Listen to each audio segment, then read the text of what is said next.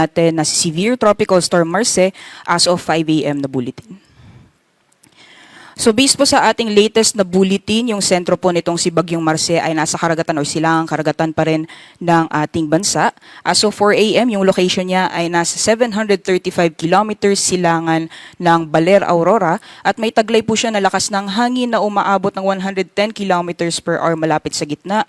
May pagbugso na umaabot ng 135 kilometers per hour. At may kabilisan po yung kanyang pagkilos sa direksyong Hilagang Kanluran or northwestward sa bilis na 25 kilometers per hour.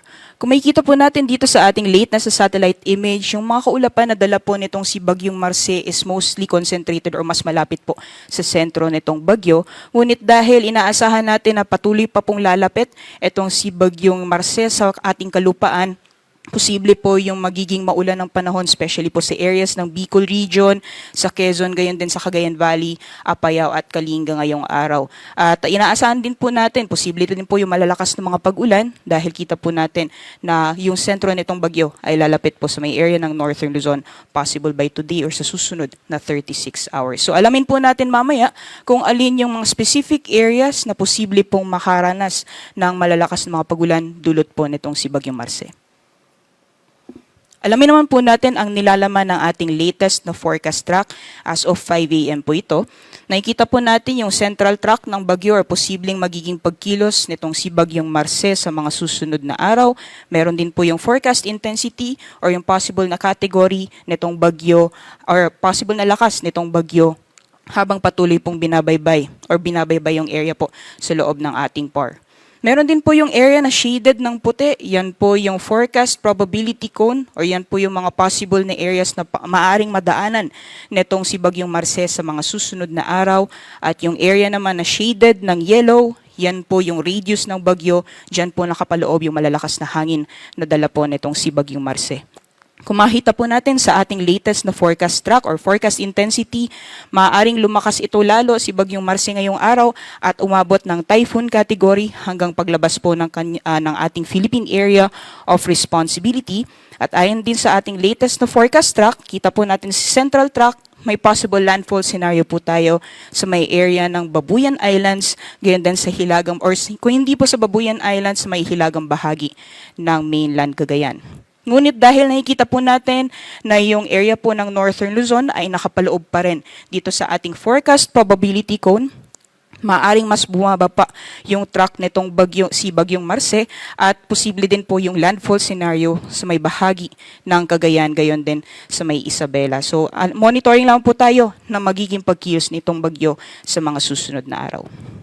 Possible po exit ng PAR ay sa darating na Biyernes or Sabado ng madaling araw. At kung makikita po natin dito sa ating latest na forecast track, magiging mabilis po yung pagkilos niya generally northwestward sa susunod na 24 oras at unti-unti po siyang babagal simula po bukas, especially po dito sa may silangang karagatan ng Northern Luzon.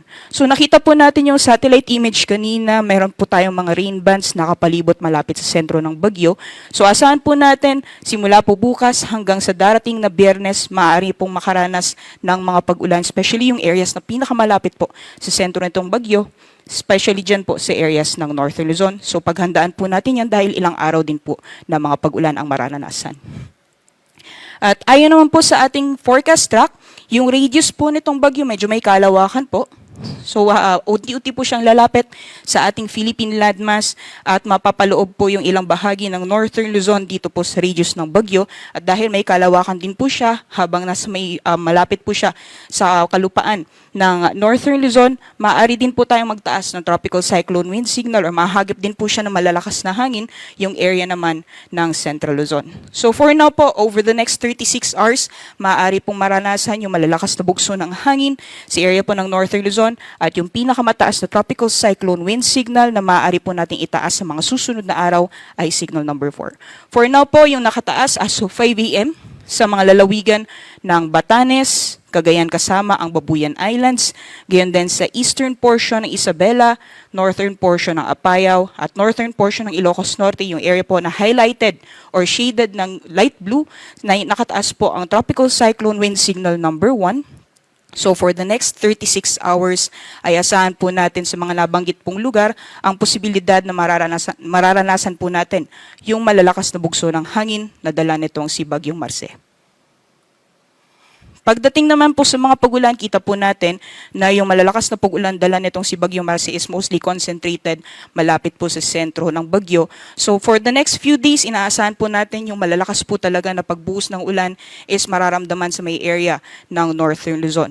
As early as today po, possible na total 24-hour accumulated rainfall na mararanasan ngayong araw dito po sa Cagayan ay maaaring maglaro mula 50 to 100 millimeters. So moderate to heavy po ng mga pag-ulan yan. At simula po bukas, unti-unti pong lalakas ulit yung mga pag-ulan sa area po ng Cagayan, maaaring umabot ng 200 millimeters yung mga pag-ulan or heavy to intense rainfall naman ang inaasahan. Meanwhile, moderate to heavy naman or 50 to 100 millimeters pagdating naman po sa Batanes and Apayao. Pagdating naman po ng Thursday, dahil nakita po natin sa ating latest na tropical cyclone or yung forecast track po natin na magiging malapit na po yung sentro nitong si Bagyong Marce sa may bahagi ng Northern Luzon, maaari na pong maranasan yung intense to torrential na mga pag-ulan or mahigit 200 millimeters na total rainfall sa area po ng Cagayan, heavy to intense naman sa may Apayao, Ilocos Norte at Batanes, at moderate to heavy naman sa Isabela, Abra, Ilocos Sur, Kalinga at Mountain Province. So sa mga nabanggit po natin na lugar, especially si area po ng Cagayan, ilang araw din po yan na tuloy-tuloy na malalakas mga pagulan, posible po yung mga pagbaha o mga pagguho ng lupa. Kaya pinaghahanda at pinag-iingat po yung ating mga kababayan. Pagdating naman po sa malalakas na bugso ng hangin, besides po yung areas kung saan nakataas yung tropical cyclone wind signal number 1, posible din po yung pabugso-bugsong mga hangin sa ilang bahagi po ng Luzon. So today po, posible yan sa Ilocos Sur, Aurora, Quezon, Camarines Norte. Bukas naman po ay mararanasan din po yung medyo mahangin na panahon sa Ilocos Region, Quezon, gayon din sa Camarines Provinces at Catanduanes. At pagdating po ng Huwebes, mararanasan pa rin po yan sa may area ng Ilocos Region. Sa kalagayan naman po ng ating karagatan, as of 5 AM po ay nagtaas na tayo ng gale warning sa mga dagat baybayin ng Batanes, Cagayan kasama ang Babuyan Islands, gayon din sa karagatan or dagat baybayin ng Isabela. So yung mga pag-alon po na dyan ay posibleng umabot ng 5 meters ang taas, kaya delikado pong pumalaot, lalong-lalo na po sa ating mga kababayan na may mga maliit na sakyang pandagat. Asahan din po natin yung moderate to rough seas dito po sa may kanlurang karagatan ng Luzon area. At yan lang po latest mula dito sa Pag-asa Weather Forecasting Center. Ako po si Rhea Torres. Patuloy po tayong mag-ingat. Magandang umaga at maraming salamat.